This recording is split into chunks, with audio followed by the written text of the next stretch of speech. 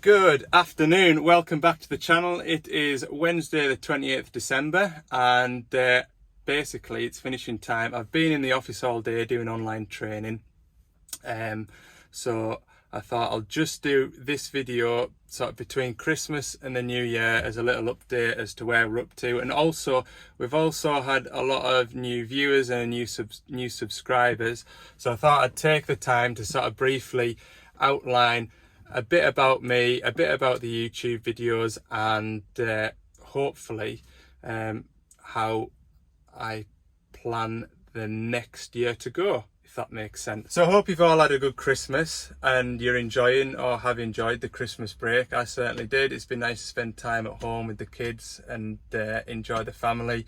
I will admit it's nice to get out of the house and get back into my own little bubble again. But I'm just in for the one day between Christmas and the New Year, which has been today. I thought I would put a video up just as an update as to where we're up to, and obviously with a lot of new viewers and a lot of new subscribers, so I thought I'd just do a quick outline as to what I'm about and what the videos are about. So I work for Gordon's Construction. Gordon's Construction are a Doosan main dealer for south of Scotland, Cumbria and the borders. So if you take a look at a map, have a look up at Fort William, go all the way across to Fife, down to Berwick-on-Tweed, right the way down through the borders and all of Cumbria, that is the area that Gordon's provide sales, service and parts for Doosan. Gordon's have had the Doosan agency for, I think this will be the 6th year or the 5th year. I think it's the 6th year. And since I started working for Gordon's, the business has just grown and grown and grown. We've got busier and busier and busier. When I started the job, I was to cover Cumbria and the borders, which I'm still doing now. And because I'm remotely based, I look after my own workload. So customers within sort of my area will phone me with service calls or repair calls, etc. And I'll come up with a plan to try and do that work as efficiently and as quickly as possible, and that is what I'm trying to demonstrate in these videos, a day in the life of a plant engineer. So I work for Gordon's Construction. Gordon's Construction, I believe, have a good service and backup reputation, and I genuinely believe that Doosan have a good portfolio of machines, a reliable machine, a comfortable machine, and I am proud to represent them and support their machines out in the field. Now, if you're a machine man, or even if you're not a machine man, you have cars, etc., it doesn't matter what colour it is, it doesn't matter what brand it is, it's going to break down. And that may be due to the environment that the machine's working in, it may be down to neglect, or it may just be down to wear and tear. These things happen. What matters is the downtime. Downtime is what costs customers money. So what I hope I'm illustrating in these videos is quick, efficient service, and that's the purpose, alongside showing people that may not realise what it's like to be a heavy plant engineer. Alongside that, obviously I work for Gordon's. Gordon's pays for my mortgage, Gordon's pays for the bills in the house, etc., and not YouTube. So all the YouTube or all the editing, etc., that goes with the videos is done in my own time. It's not done in customers' time. Now, yes, I'm on a machine, I'm filming for the viewers to see X, Y, and Z that's wrong. However, that film or that picture, etc., would also be used for various warranty evidence, etc., etc. So it's all done in my own time, and there are some things that you as the viewer won't get to see, and that's unfortunately the way it is. That may be down to site restrictions, it may be down to bits and pieces that I don't feel is professional to show a YouTube audience, and I hope you can understand that and appreciate that. So with all that being said, I got asked a couple of questions from the previous video, and we'll go into the back of the van and we'll have a chat. So I do regularly get asked, can you do a toolbox tour? I don't particularly want to do a toolbox tour because it may advertise what is what isn't on the van. You know, you see what you see in the videos and we'll just leave it at that. But one of the questions was, what are the three tools, no, what is the one tool you couldn't do without? And I think what I'll do is I'll expand on that and I'll go one better. So the first tool that I couldn't do my job without, like it or lump it, is the laptop. On that laptop I have got various different diagnostic softwares to talk to machines. Those softwares have a license fee, which Gordon's paid Doosan for, and then we've got all the different leads and plugs and adapters that we need to talk to the machines. So on that laptop I've got a Scania tool to talk to Scania engines, I've got a Perkins tool to talk to Perkins engines, and then I've got the various different Doosan engine software. So you've got the DPF engined machines, you've got the AdBlue engine machines, and you've got the Stage 5, which is DOC, DPF and SCR. You've also got the Stage 5 machines in the 140s, 160s, which is the 4-cylinder Doosan engines. So without all those programs, you wouldn't be able to do the job properly. Those programs give you an insight into what's happening with the machine, and they help you do fault finding and troubleshooting. So yeah, that's one of the tools that I definitely couldn't do without.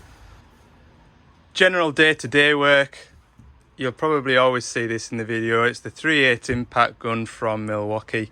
It's just a really handy size, not too heavy, and it's great for taking belly plates off, taking that ring of bolts off when you're removing the top of the hydraulic oil tank to replace the return filter, and it's just a nice size. I do have the 1/2-inch one as well for when bolts are really tight, but for the most part I get away with the 3/8 impact gun.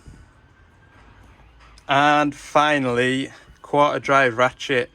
I always find I use a quarter drive ratchet, whether I put a Phillips screwdriver head on for taking dashboards apart, or you know, anything in the interior. I find quarter drive ratchet really handy. Now there's 3 here. This was my first one, which is a Facom one, and it's a real fine tooth thing, but over the years it's just got worn out and it was started to skip. So I replaced it with this Mac Tools one, which cost an arm and a leg, I'm not going to lie to you. And first use of that, it was skipping. Now because I'm because I'm out and about all the time, I'm not often in the yard for when the tool van turns up, so it took us a fortnight to be in the yard at the same time as the tool van. And they put a new set of teeth in it, took it out, and yeah, it worked a treat, to be fair. It was just what I expected, especially for the money that I paid for it. It's a real fine tooth thing. But I think after a fortnight I lost it, could not find it anywhere.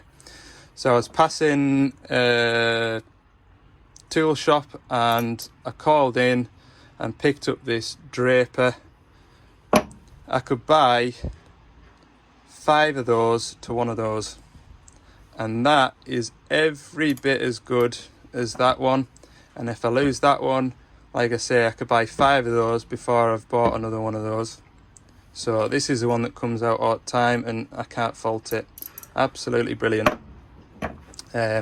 So yeah, I don't really have a sort of preferred choice for tool manufacturers. It's just what's available when I need it. When I was about a workshop a bit more, we used to get the Snap-on van in a lot. I've got bits and pieces of Snap-on, some stuff I like, some stuff I'm not as keen on, and that's the same with Mac Tools as well. So yeah, it's just what's the right money and what's sort of gonna last is how I look at it. So what's in the back of the van? I've got my toolbox here, I've got a second toolbox here, and then I've got a sort of shelf with socket sets, 3/4 drive, and then my plugs, etc. for talking to machines. Under here I've got a bin. I've got a 3000 watt inverter. That's enough to boil a kettle. I did used to have a kettle on the van, but they just get dusty and manky and horrible, so I've not bothered putting a new one on here. And I use that to charge my batteries for the most part. I do have a 4.5 inch grinder that I'll use, but it's essentially just a big battery charger. I've also got internet on the van. This is the router here, it's got a SIM card in it, and then this is the receiver up in the roof to get a signal, and for the most part it's pretty good. And then further on back we've got drawers full of electrical connectors and O-rings and seals. What's in this one? Oh, this is all AdBlue related stuff. Fun. And then just bits and pieces along the top. Fire extinguisher there. Funnels, waste oil, etc. Waste oil filter drum. So instead of having filters rolling around all over the place, I'll put my waste oil filters in there, and at the end of the week I'll empty it out. And then gear oil pump, new oil along the bottom, and then sort of spare parts, aerosols, fuel filters. I used to carry sort of enough filters on the van to do a full service on the sort of bread and butter machines, which for me is the 8 tonners, 14 tonners and 225s. But I found that if I was going to a service, I was picking up filters for it anyway. Don't know what happened there, the light went off. Found that if I was going to a service, I'd pick up filters for it anyway, so I'd just carry fuel filters, because if you go to a machine that won't start, you might need a fuel filter. And then I've just got fuel piping, I've got pressure gauges and various different hydraulic fittings. We've got a hand pump for pumping out hydraulic oil tanks. Change hydraulic oil on most machines generally at 4,000 hours, unless they don't want me to.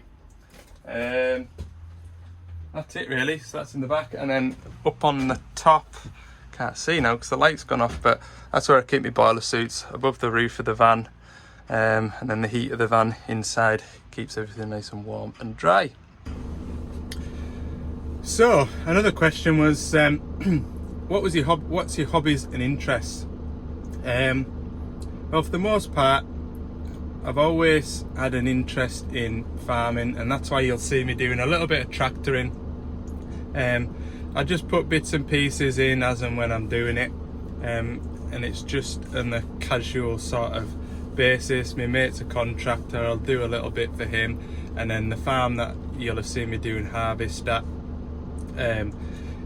various points this year. I've been going there since I was about 15 or 16, so it's just force of habit more than anything else. But yeah, I've a bit of an interest in farming, and then I used to do a lot of mountain bike, and I used to get away on my mountain bike a bit before I had kids, but it's just getting time to do everything. It is. Do a bit of fell walking as well. I mean, who doesn't when they live so close to the Lake District, I think, around here. So we get out in the fells occasionally, and take the kids along. They can do that too, as much as they don't want to, I'm sure. So I'll round it up at that. The end of the year for me. Thanks very much for watching, and thanks everybody that has been subscribing, liking and commenting on the videos throughout the year. It all makes a big difference, and it definitely gives me the drive to keep making the videos, and hopefully you'll keep enjoying the videos. All the best for the new year, and yeah, we'll see you in the next one.